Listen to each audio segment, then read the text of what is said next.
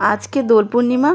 দোল পূর্ণিমার দিন তোমরা অনেকেই হয়তো নিরামিষ খাও, কিন্তু আমরা নিরামিষ খাই না।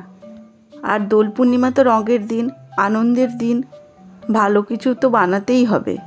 মেয়ে বায়না করলো চিকেন কোরমা খাবো, তাই আজকে দুপুরে খাওয়ার জন্য থালায় সাজিয়ে নিলাম বাসমতি চালের ঝরঝরে ভাত আর চিকেন কোরমা। চিকেন কোরমাটা বানানো খুব একটা কঠিন নয়, খুব সহজেই বানানো যায়। তোমরা যদি এর রেসিপি জানতে চাও তাহলে আমাকে কমেন্ট করে জানাবে, আমি নেক্সট ভিডিওতে এর রেসিপি শেয়ার করব। ভাতের পাতে আলু না থাকলে মেয়ের একদম চলে না, তাই একটু সরু সরু লম্বা লম্বা করে আলু ভেজে নিয়েছি।